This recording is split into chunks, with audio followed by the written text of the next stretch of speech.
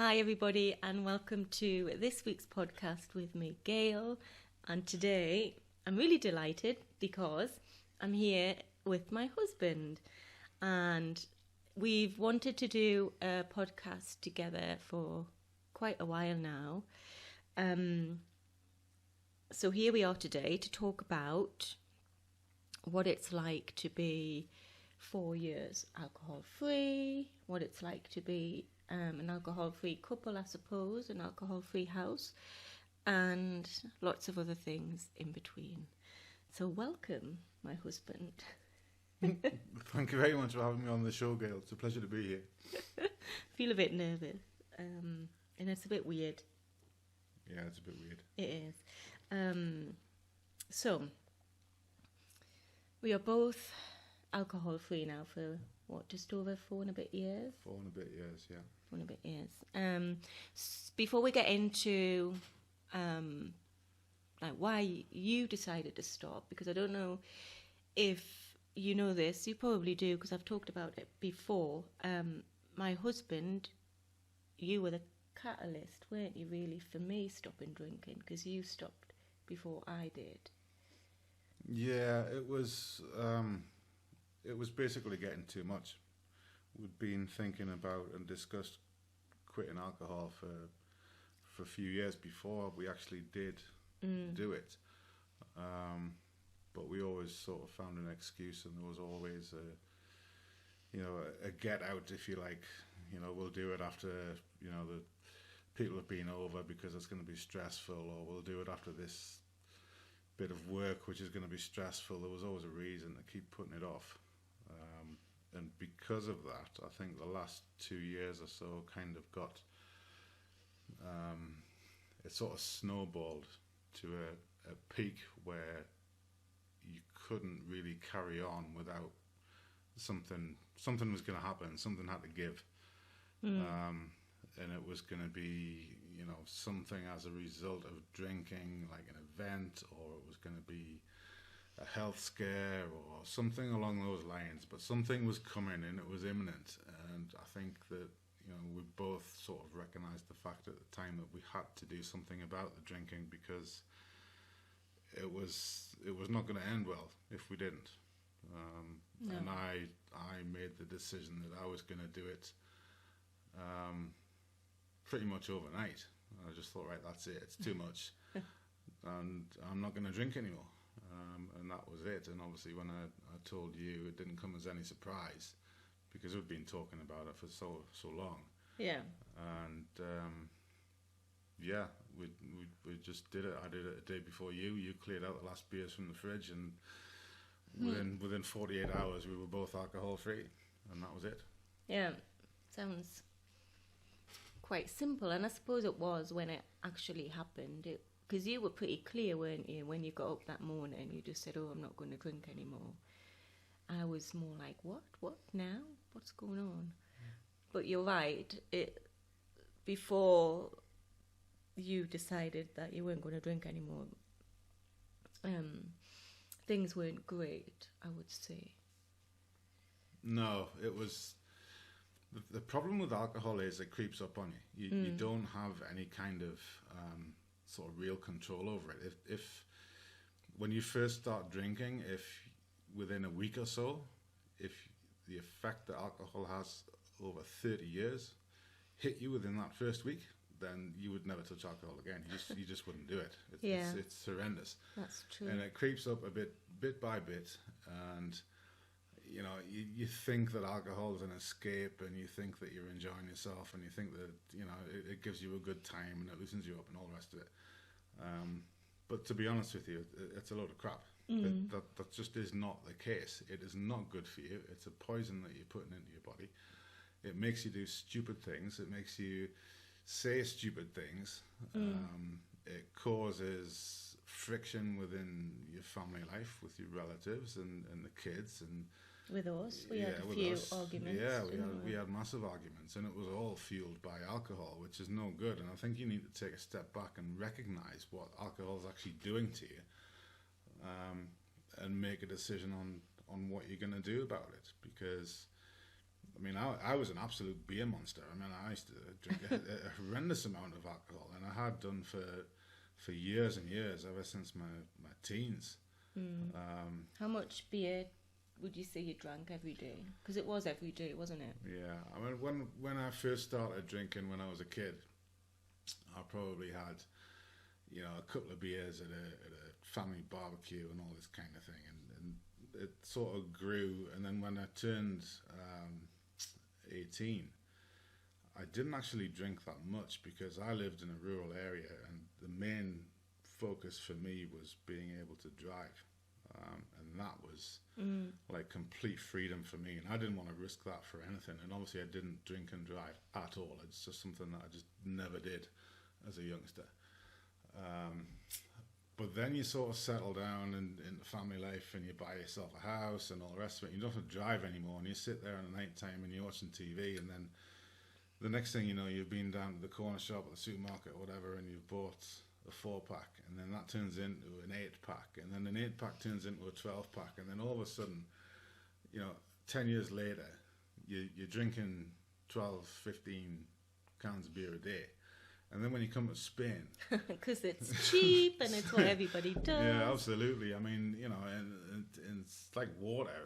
Water's more expensive than the beer is. It's ridiculous. And you know, you're sitting there, and then all of a sudden, that dozen cans of beer, for me, it's you know, it was 18 cans of beer. And then when you ran out of beer, you know, you'd be looking in the kitchen to see if there was anything left in the box of wine that you'd bought a couple of days previously. So you're having the wine, and maybe it was a whiskey or something like that as well. It was absolutely completely out of control. Yeah, we just kept going and going and going, didn't we? Yeah.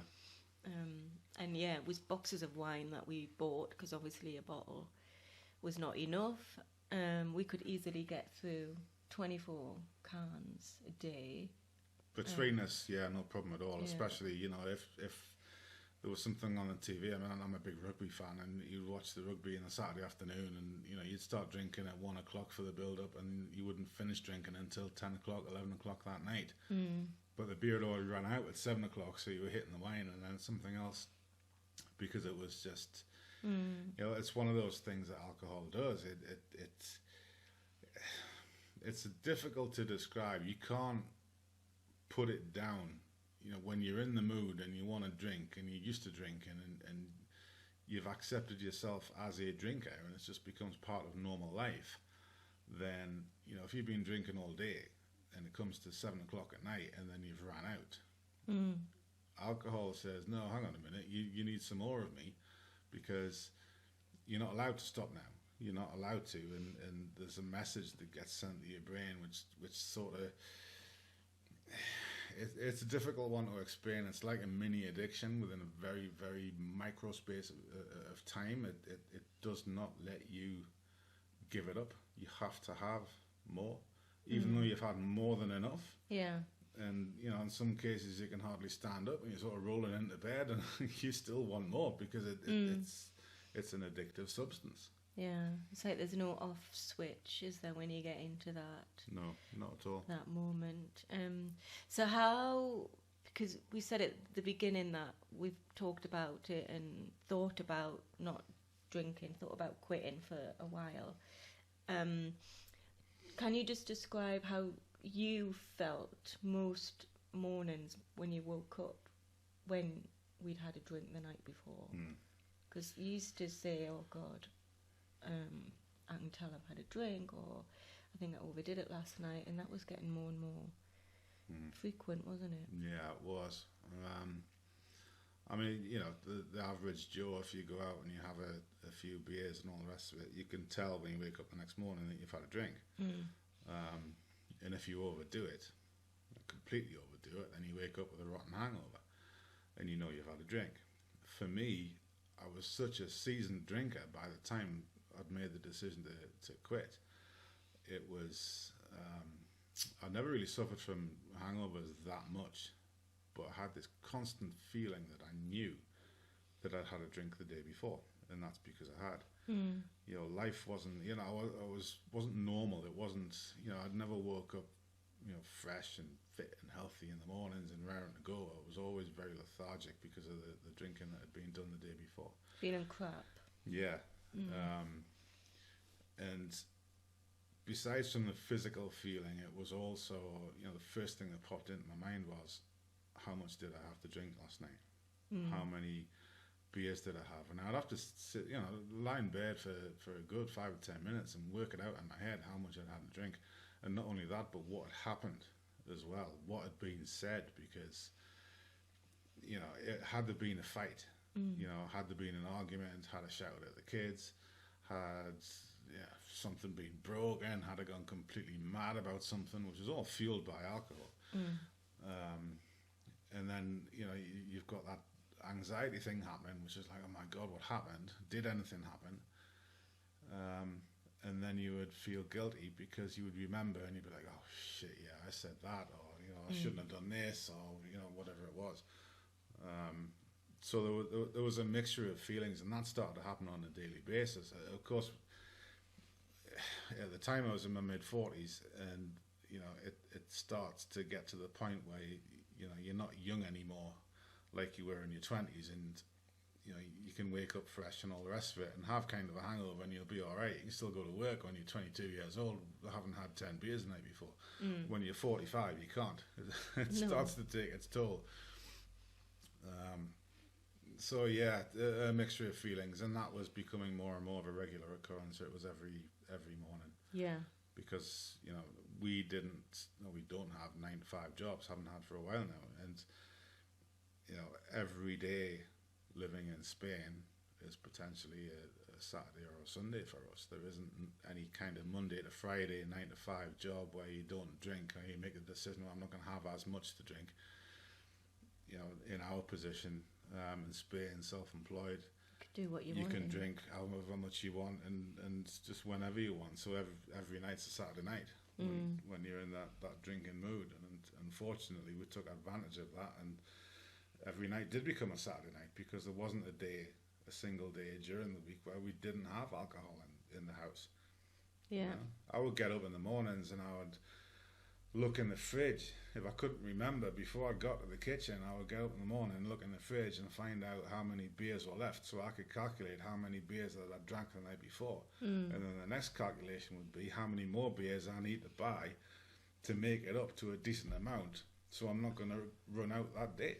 Yeah. And It was absolute madness. money have we got left? Yeah, how much money have you got? We scrabble together enough money to get some beers. Yeah. Yeah. So it was pretty bad towards the end. And I think you're right. If we hadn't stopped when we did, then I think we would have been in trouble, really. Yeah. So just, if you can remember, I know because, if you don't know, this podcast was planned to be recorded when? April time? Yeah, April. April time. But then, in April, you had a stroke, didn't you? I did. So that threw all of our plans out of the window. And as a result of everything, and you've probably been reading about the recovery and what happened with the stroke and everything, but one of the after effects is that you can't really remember that much, can you? My memory isn't what it was. It's getting better, I think, but it's not what it was. Long-term stuff's no problem, but it's like, what do we have for tea last night? What do I have for tea last night? And sometimes I just couldn't tell you. I haven't got the first idea. But you couldn't make it up, man. I mean, you give up drinking, for 4 years, and then I'd given up smoking as well. I'd been quitting 6 months, which for me was almost a miracle because I'd been a 40-a-day for 35 years or so. Yeah. So for me to give up smoking for 6 months was a massive achievement, and I was also trying to get fit as well because quitting the drinking and quitting the smoking allows you to get outside a bit more, to walk the dog more often, all that sort of stuff, and then you go and have a bloody stroke anyway. I mean, it's unbelievable. But, it happened, so... Yeah. You got to deal with what life sort of throws at you, and yeah. And I think the stroke, and we're getting off topic here a little bit, but it's all relevant. I think it was kind of a wake-up call because obviously you would stop drinking, there was no smoking, but the diet wasn't the best. Because obviously, and I say this a lot, when I stopped drinking, it was cake and jellies and all of that. But I think it's been a, combination of all of the bad lifestyle choices over the years, really. So I suppose if there's one thing that I wanted you to take away from this is that while there's never a right time to stop drinking, now is absolutely the perfect time, because the longer you've got of being healthy, putting good things into your body, then obviously the better off you're going to be. And one of the, not regrets I suppose, but one of the things that's come out of the stroke is a realisation that we have been abusing our bodies for quite a long time, haven't we? And luckily you're all right, aren't you? I mean, there's still recovery to do. You're not 100% to where you were before, but we've been extremely lucky. Yeah, I've been extremely lucky. I mean, I was in ICU for 2 days in Granada Hospital, and when you see other patients that are already there and other patients that are being brought in, because you've got, you're lying in bed, you're not allowed to move, and you see these other people, and it makes you realise how fortunate you are, because there were people in there in a lot worse shape than I was. I mean, my stroke was relatively mild compared to a lot of other people, and it gives you a different outlook on life. Yeah. It makes you realise how fortunate you are. But yeah, that's another story. But I can remember a few of the doctors in the hospital asking me, "Did I drink?" And I said, "No, I haven't touched alcohol for 4 years." And as far as the stroke was concerned, because I don't know if anybody's been in hospital in Spain, but it's very clinical. It's not, you moved around like cattle. There's no sort of bedside, there's no caring or anything like that, like you would get from the NHS in the UK.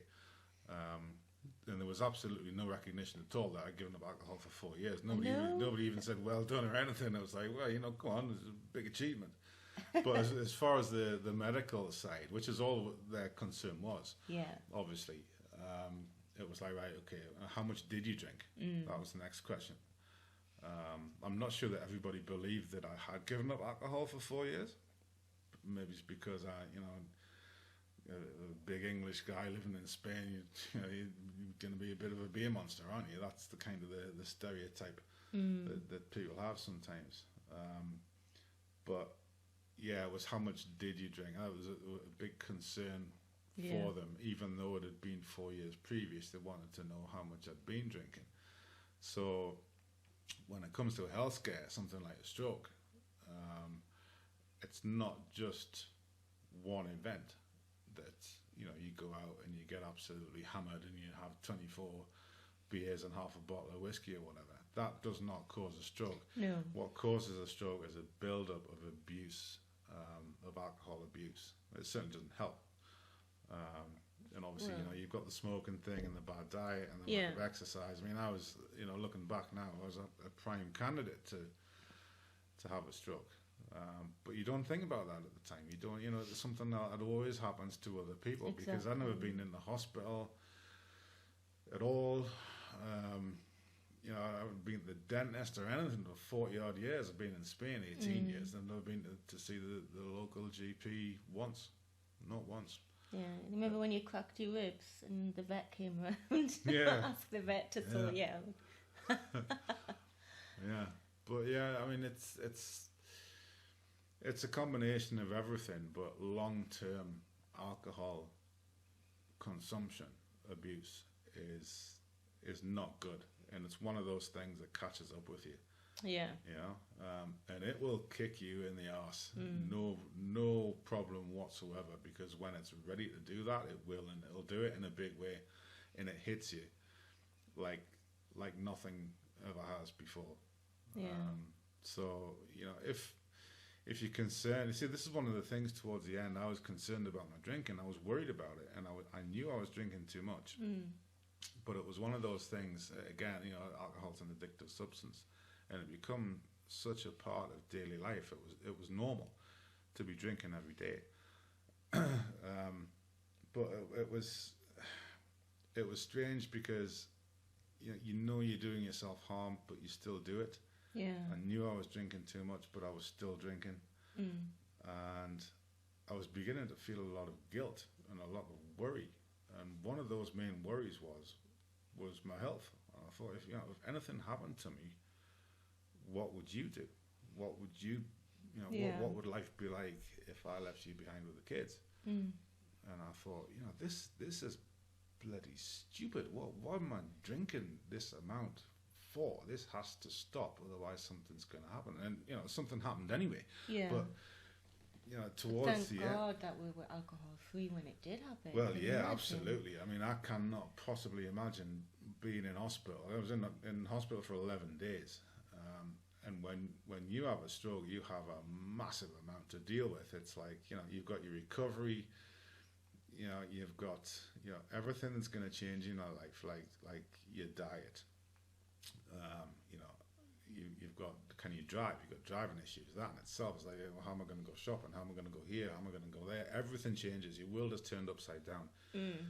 And I can remember saying to you when I was in hospital, it's a good job that we're giving up smoking and drinking, because I would not have wanted to be lying in hospital thinking I've got to quit smoking. Yeah. Which in itself was like a colossal, huge thing.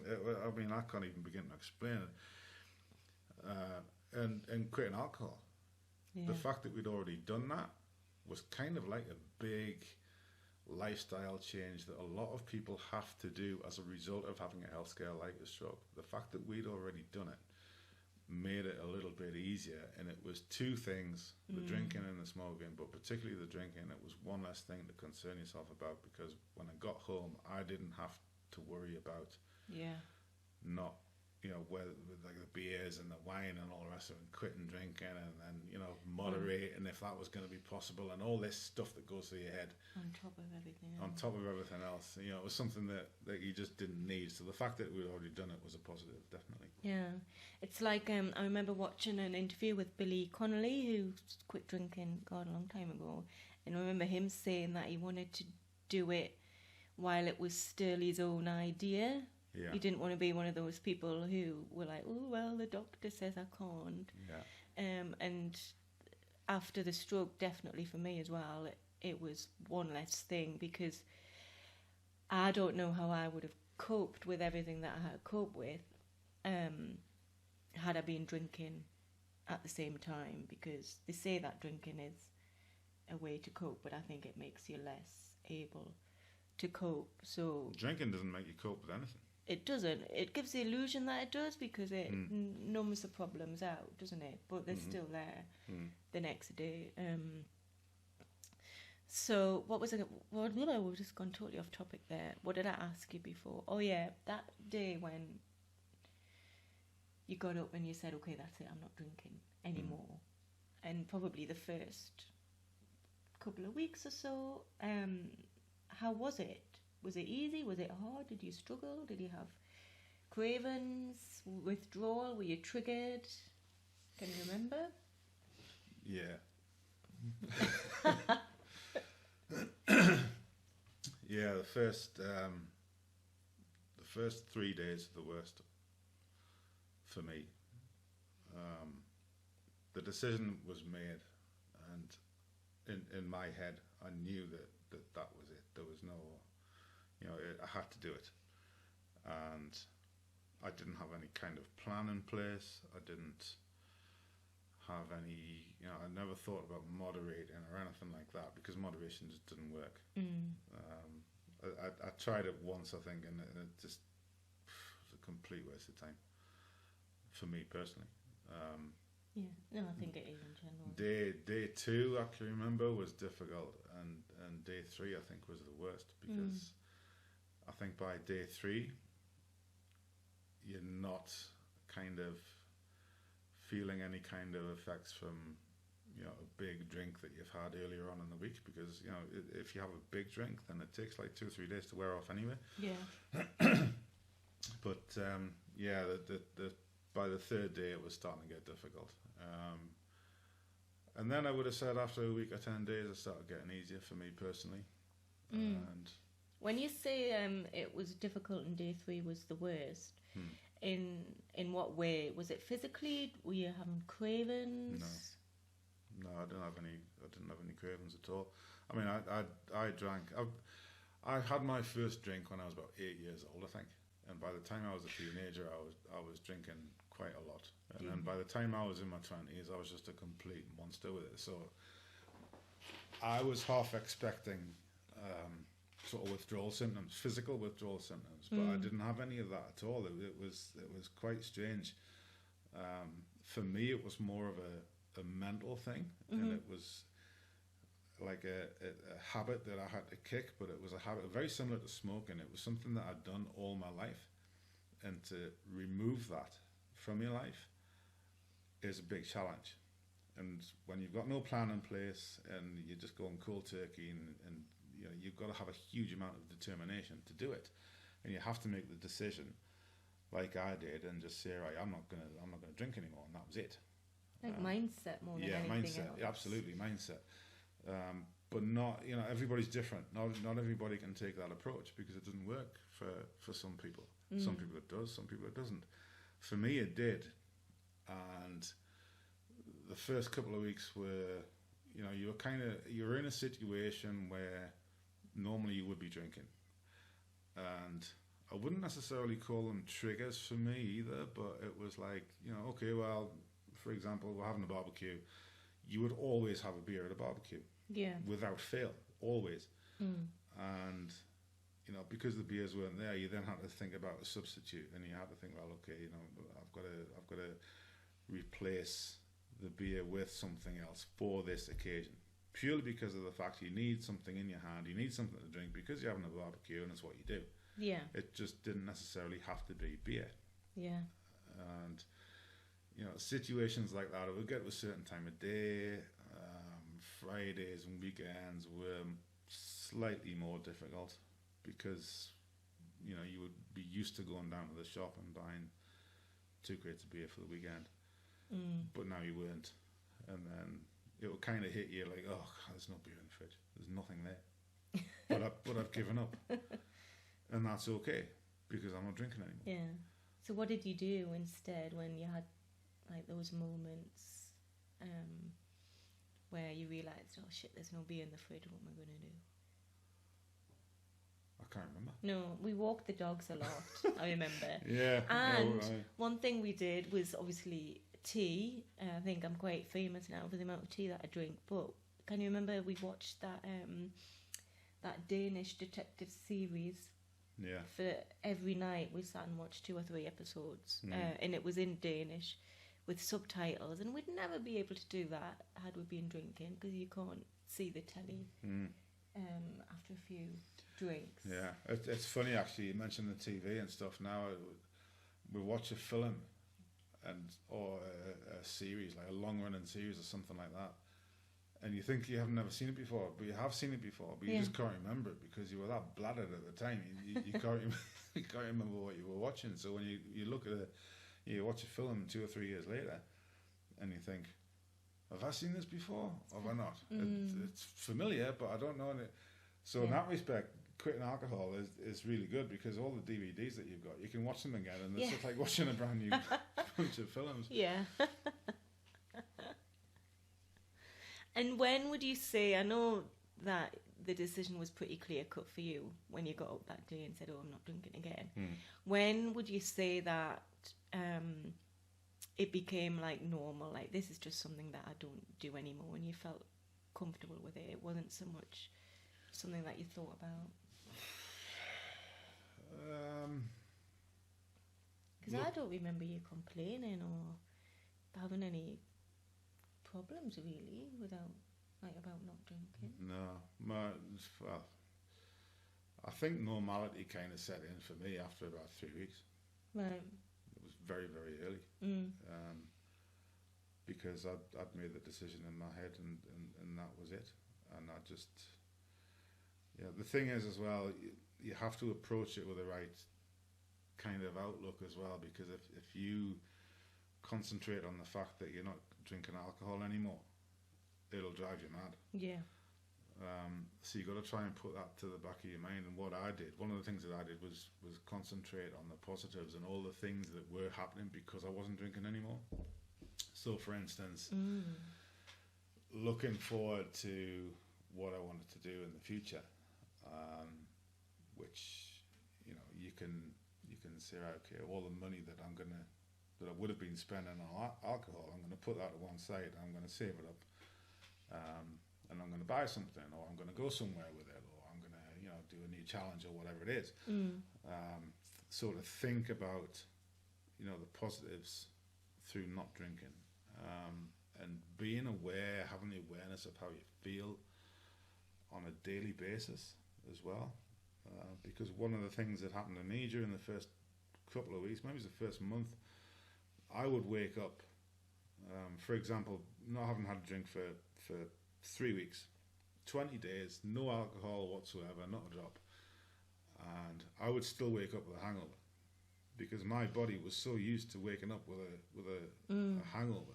Just a mild hangover, I've had about 10 cans or something last night and a bottle of wine.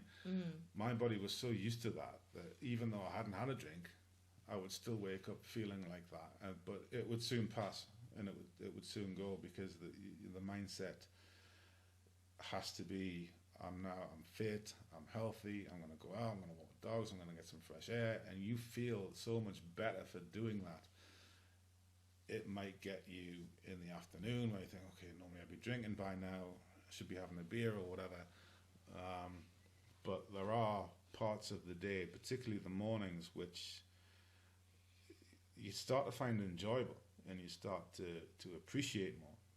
Because the mornings are longer. One thing that happened to us was we started getting up ridiculously early in the morning, because normally you'd be in bed at 7, 8 o'clock in the morning, and you'd be fighting to get up because you knew you had to get up, kids ready for school, etc. Yeah. Now I'm up at 4 or 5 o'clock in the morning, and that's normal for me now, because I don't have any kind of alcohol left in my system. There's nothing there at all, and the hours that you can add to your day. You might go to bed a bit earlier, but we put another 20 hours on our week just through getting up earlier in the morning. Yeah. So there's different ways and different approaches, and one of the things that I found was to try and forget about that you're not drinking anymore and concentrate on the things that you can do because you're not drinking anymore. Yeah, that's one thing that I say all the time to my clients and the people in the membership, is always focus on what you're gaining and not what you're giving up. Focus on what you want. Like, how do you want to feel? What do you want to do? Where do you want to go? And how does that feel when you've achieved it? And what goals do you want to work towards? And one of the things that kept me going was definitely the mornings and getting out and about and doing more things as a family, and just generally feeling better, feeling healthier and fit. And noticeably, you don't sleep talk anymore, you don't snore anymore, you don't sweat as much. You've lost a lot of weight. Obviously, I think that's the beans since we got back from hospital as well. The beans. But definitely feeling fitter and healthier than you were before. Yeah, on a physical front, then absolutely, you feel way better because you haven't got this toxin that's in your body constantly. And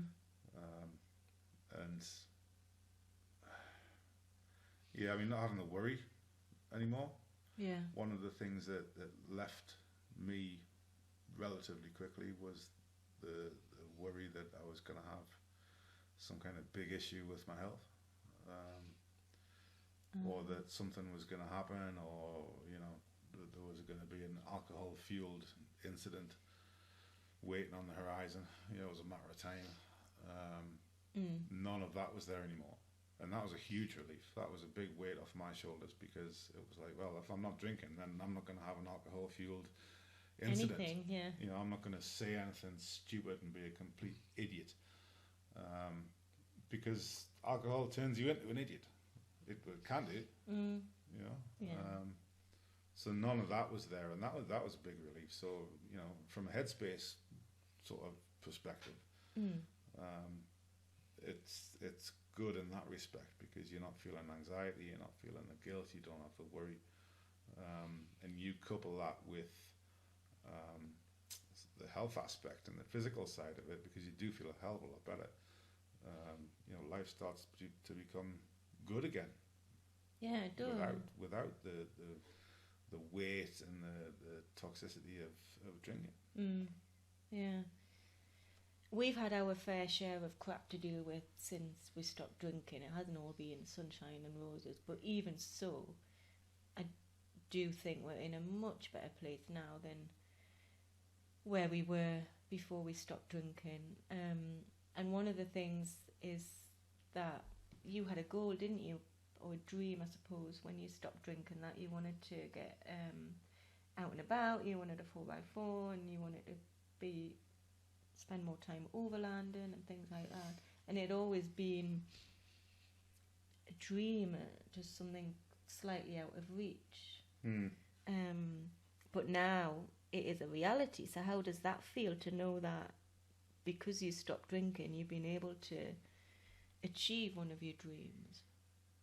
It's fantastic. It's great. I mean, it was a goal that I had, and it was something that I'd looked at briefly while I was drinking, and it was one of those things which was so far out of reach at the time because of the drinking, because, you know, all the finances, and you know, it was never going to happen. And then when we could quit drinking, it became a possibility then, and you know, we haven't spent a fortune on fancy vehicles and gear and all the rest of it, but we have made it possible. Yeah. And the fact that I can get out and drive at 5, 6 o'clock in the morning and go and watch the sun come up on the top of a mountain in the Spanish Sierras is absolutely fantastic, because you compare that with sitting in bed sweating with a rotten hangover. There just is no comparison. No. I mean, in my drinking days, one of the things was, like, the unwritten rule was you had to get all the shopping in and you had to get everything done by 12 o'clock, because you'd be drinking by 1 o'clock, and after you start drinking, then you couldn't drive. Yeah. That is no longer an issue. And, you know, we go out now all over the place. We go out for breakfast, we go out for, you know, something to eat in the afternoon, and have an evening meal, you know. On top of the mountain. Doing the whole overlanding thing. We've got the kitchen, the rig comes out the back, and you know, you can cook, you got the table and chairs, the whole lot, and we can go anywhere. And there is freedom, there is no alcohol involved, there's no headaches involved, there's no you know, can I drive, can I not drive, and all of that crap that we've just left behind. Yeah. You know, we now have complete freedom, and I dare say that during the 4 years that we've been alcohol free, if you equate that to how much the crate of beer cost and the wine and everything else that we bought, I know it's horrendous when you think about it, but that has probably paid for the entire overland setup that we have. Yeah. Which includes the vehicle, it includes all the gear hanging off it and everything on the roof, it includes the interior build, all the camping stuff, everything. Yeah. And now that we have something tangible that we can see and use and drive and go out and just have a great time with, you compare that to 4 years worth of beer, which, you know, you would have just pissed down the toilet. Basically, literally. You know, I mean, that's what we did. What kind of sense does that make? I mean, it's madness, isn't it, when you think about it? You know. So what advice, we're going to wrap it up now, what advice would you give to anybody who's listening to this and maybe struggling with the idea of not drinking anymore, what advice would you give to them? From a personal point of view, I would be, you need to get your head right. You've got to have a vision where you know that you're going to make the decision someday. It doesn't have to be immediate. You don't have to think, right, okay, I'm going to go drinking and, how am I going to do it and this, that and the other. You need to be solid in your thinking, and you need to be, you've got to think towards the future. Yeah. And you don't necessarily have to stop drinking the minute you think it enters your head. No. But you need to say, right, okay, by this date, set yourself a date, end of the month or 3 weeks' time or whatever, set yourself a date and say, by that date, I'm going to stop drinking. I wouldn't bother, turning it down and trying to moderate and all that kind of thing, because I honestly don't believe that works. No. And when that date comes, don't drink. Get alcohol out of your mind and replace it with things that you want to do with your life. Replace the alcohol with perhaps a holiday or an adventure that you want to do, or something that you've always dreamt of taking up, like we have with the overlanding. Replace it with a vision that you might have for the kids or something. Yeah. Get your mind away from alcohol and make that part of your life that alcohol has taken over, make that part of your life more useful into doing something better for yourself, your health, your family, and make it happen. Yeah. And I have got some resources on how to do that, how to create a vision for your sobriety, how to do visualization and all of that. And I'll put that in the show notes, because for me as well, I think that is a thing that's kept me going and made it, dare I say it, a joyful experience as opposed to the struggle that I thought it was going to be. And I think it's worth mentioning that as well. All the times before we stopped drinking, it was like, oh my God, it's going to be hard, it's going to be stressful, this is not the right time because we've got this happening and that happening and I'm not ready. But when we actually did it, it wasn't like that at all, was it? No. I mean, it wasn't easy, it wasn't plain sailing, there were still things to overcome, but it wasn't half as bad as what we thought it would be, because I think we build ourselves up, don't we, to make it more difficult. And definitely by focusing on the positive, how you feel, what you want to do, where you want to go, how you want to wake up. That was the thing that did it for me. It makes it that much easier. And I think you're right, you just have to jump in and just give it your best shot, and obviously get support along the way if you need that, because we supported each other, didn't we? Yeah, it's one of the things, if anybody listening to this is going to take away, is that for them it could be different. Not everybody, I mean, I'm not saying it was easy to quit drinking, it wasn't, but it wasn't anywhere near as difficult as what I thought it would be, like you just said. But for everybody it's a different approach, and it's different for each individual person. Not everybody's going to find it easy. And if you need support, then yes, seek out support. There is support out there, and it's worth knowing that you're not on your own. Yeah. And not everybody can do it on their own. I was fortunate to have you. We did this together. Yeah, we did. If I'd had to do it on my own completely, then it could be a different ballgame altogether. I don't know, but everybody's got a different family situation as well. Everybody's got different relationships with the relatives and the kids and all the rest of it. But you need to pull on the resources that you have. Yeah. And people need to be made aware that you might need support during this. It's a decision that you're making for the best. It's your life. It's what you want to do. Exactly. And get the support if you need it, and make everybody aware that that's what you're expecting. It's a big thing. It's a big decision. I mean, don't even get me started on the whole society thing and all the rest of it, and how drinking is normalised and all that stuff, because that's a different story altogether. Some people don't understand. No. And people need to respect your decision. And if you're struggling, then they need to understand that, and they need to support you the best way that they can. Yeah, but that's why it's helpful, I think, to connect with people who are doing the same thing as you are, or someone like me, obviously, who's been alcohol free for a while, and we get it. We know what it's like.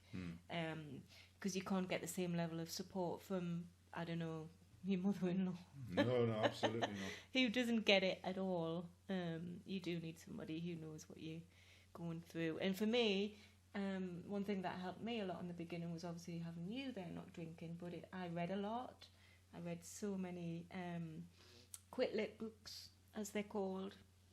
Listen to podcasts, and thankfully there's loads and loads of that stuff out there now. So you just immerse yourself, I suppose, in the sober world.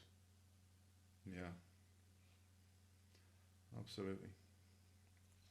Thank you. Anything else you want to say before we go? Yeah, there's plenty, but I don't think we've got time. Okay, well, you can come again and have another podcast chat at some point in the future if the listeners would like that. So thank you very much. You're very welcome.